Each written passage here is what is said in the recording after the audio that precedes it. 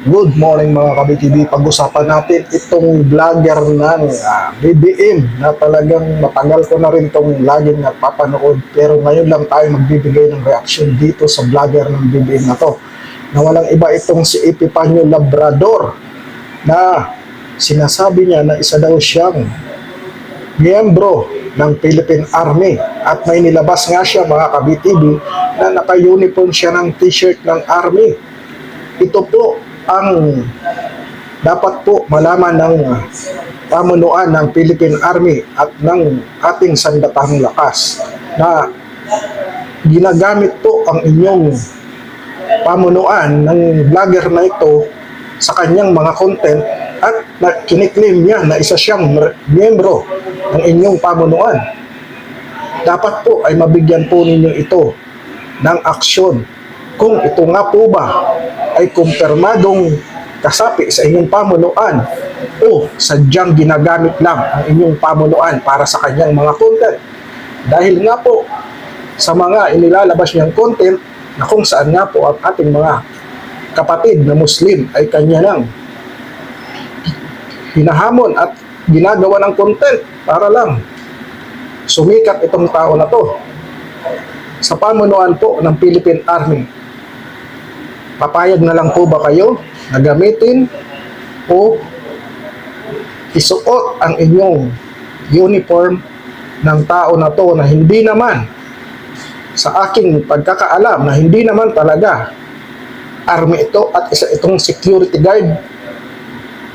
Sana po ay mabigyan po ninyo ng kaukulang aksyon itong vlogger ni BBM na si Epifanio Labrador. Panoorin niyo po ang kanyang video mga ka-BTV. Kaya nga kahapon, pinagtatawanan na lang namin yung mga nababasa namin doon sa video ko na nananako pati doon sa messenger. Eh yun nga, sabi nga ng mga kasama ko, yung mga muklo pa naman na yan, hanggang ano lang, hanggang salita lang, hanggang pananakot lang yung mga yan. Dahil muklo nga hindi naman yan totoong mga Muslim. Dahil ang totoong mga Muslim, sa grupo ko, sa aming batch, na marami akong kasamang mga sinasabi nating tunay na sundalo na talagang sumusunod sa aral ni Allah. Kaya maging sila, sang-ayon sa sinasabi ko, mga mukluyang mga yan. Eh, biro mo, nakahawak lang ng armas. Akala mo kung sino na. Yung iba, pinapakitaan pa ako ng kutsilyo, samurai, nagpapasa sa akin ng kung ano-anong mga video, tinatakot tayo sa armas. Sasabihin ko lang doon sa mga muklo, huwag kayong masyadong, baka mamaya pagkaharap nyo na ako tulad ng sinasabi ko baka mamaya lumuhod kayo sa harapan ko. Huwag kayong masyado, lalong-lalo na yung mga mukhang gusgusin na mga muklo na hindi man lamang marunong mag-ahit ng mga balbas, yung mga mukhang huwag nyo sayangin ang buhay ninyo. Ako na nagsasabi sa inyo. Huwag mong sasayangin ang buhay. Tsaka, kung magbabanta ka sa akin, ito, bibigyan ko na rin kayo ng Kung gusto nyo malaman kung nasaan yung exact location ko, yan. Nasa lugar po ako ng Zamboanga, Sibugay, Ipil. Nasa bukid po ako ng Timalang. Doon ako umuwi palagi, Timalang. So ngayon, nasa kampo kasi ako dahil nga sa, alam niyo naman, may obligasyon din tayo. Tulad ng sinasabi ko, hindi lamang tayo nagbablog, tayo may obligasyon din para sa taong bayan. Kailangan natin protektahan ang ating mga kababayan laban sa mga sinasabi nating mga bandido, mga kriminal, mga lalong-lalo na sa mga teroristang muklo.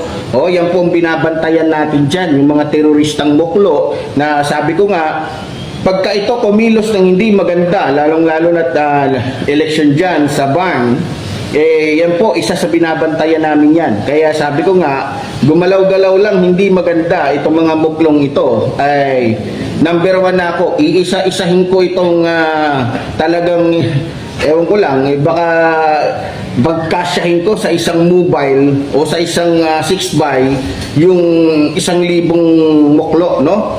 Baka magkasya sa sobrang kayabangan ng mga muklong ito, ng mga gusgusin. Ngayon, salamat sa mga kasama natin na talagang todo suporta. So nag-request kasi yung aking CEO na para protektado ako dito muna ako sa loob ng kampo dahil para makita yung kayabangan ng mga muklo na yan, kung kaya ba talaga nila ako, no? So, ngayon, sinasabi ko na sa inyo ngayon kung nasaan ako. Tignan natin ngayon, ha? Tignan natin, nagtatanong kasi, nasaan ka? Anong tama address mo? O, tignan natin kung talagang kaya nyo. Ha? O, mayroon pa nagpakita sa akin ng ano, ang tawag nito?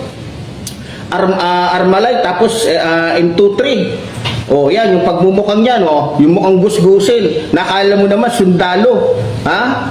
Ano lang naman yan, isang, kumbaga, ang tawag kasi namin dito, maliban na bandido, ito'y tinatawag natin ng mga terorista.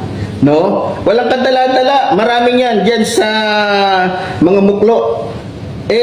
Ang problema sa mga to, magagaling magsiporma, magaling kinayamauti. Mas malalakas pa yung armas na mauti dyan nung nagyabang sa pamahalaan. Nung pinasok na namin, pinuntahan namin doon sa loob mismo ng Marawi, ano nangyari doon sa mga mayayabang na muklo? Di ubos. O di ngayon, nangamote sila. O, sabi ko nga, pinagyayabangan ako sa armas na dala niya. Tingnan nyo, tinatakot ako. Hindi niya alam kung ano yung dinadala ko din. O, itong dinadala ko, ayan o, nakita mo yan? Nakita mo na sa likuran ko? Sa tingin mo kaya pag tinira kita nitong aking tangkid de guerra, may matira pa sa'yo? Oh, yan ang sinasabi ko sa inyo. Puro yabang lang kayo, mga muklo kayo. Binigyan lang namin kayo ng pagkakataon na makahawak ng armas dahil nga sa nagmakaawa kayo sa pamahalaan na kung pwede, bigyan kayo ng armas para makatulong kayo. O para naman hindi sabing inaapi kayo ng pamahalaan, binibigyan kayo ngayon ng karapatan na humawak ng ganyan para makatulong. Pero hindi dapat ipagyabang, lalong-lalo na sa isang katulad ko. Ha? O, ito lang sasabihin ko sa inyo, ha? Kayong mga muklo kayo. Hindi ako nag-iisa tulad ng sinabi ko at sa inaakala ninyo nag-iisa ako. Tulad ng sinabi ko. Kung marami kayong mga muklo na nagagalit sa akin, mas maraming mga tunay na Muslim na nagmamahal sa akin.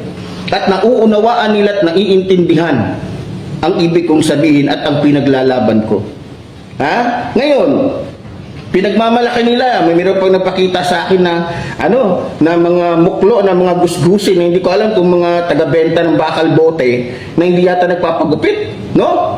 Tinatakot pa ako. Akala nila sila lang may hukbo. Yung itsura ng mga ito, akala mo talaga talagang lalaban talaga. Akala mo kumpleto sa training, akala mo talaga may pinag-aralan pagdating sa kombatan. Hindi nga ako nagyabang Tatanungin ko kayo, kayong mga muklo, kaya nyo yung mga militar? Hindi. Magsalita kayo ngayon. Pag pinagmamalaki nyo sa akin, may grupo kayo, may kayo, ganyan kayo. Mamaya, pag nandyan na kami, marami pa naman ako na-encounter, sa totoo lang, mga kababayan, marami akong na-encounter na mga muklo na akala mo kung sinong matatapang. Pero pag nandun na kami sa location, pag wala na, hindi na malaman kung anong gagawin ng muklo. Yun na nga mga kabitibi, napanood nyo na. At talagang ang lakas ng loob na magsuot ng t-shirt ng army, ay kita nyo naman mga kabitibi. At ito ang pinapanawagan natin sa pamunuan ng Sandatahang Lakas o Philippine Army. Paki-confirm po talaga kung miyembro po ba talaga ito ng inyong pamunuan o sadyang ginagamit lang po ang inyong pangalan para lang po makapagloko ng mga Pilipino at maitago niya ang sarili niya sa ginagawa niyang content sa ating mga kapatid na Muslim, dahil ang pagkakaalam ko po ay hinahanting na po yata ito ng ating mga kapatid na Muslim, dahil po wala naman pong ginawa ang mga kapatid nating Muslim sa tao na to, pero binabanatan niya po sa kanyang mga content ang ating mga kapatid na Muslim. Ito po, para sumikat lang tong tao na to, ay gumagawa po siya ng mga content na kahit wala naman sa kanyang ginagawa, pati yung nananahimik natin mga kapatid na Muslim ay binabanatan niya ngayon. Kaya po, sa pamanuan po ng Philippine Army, maki-confirm po kung totoo po ba talagang miyembro ito ng inyong pamunuan.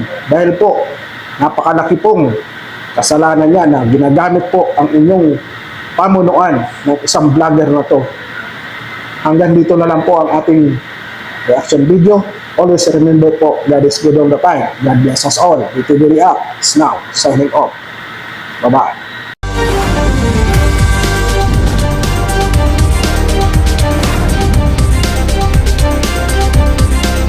Please subscribe to BTV Reacts channel and click the notification bell. Thank you, BTV friends!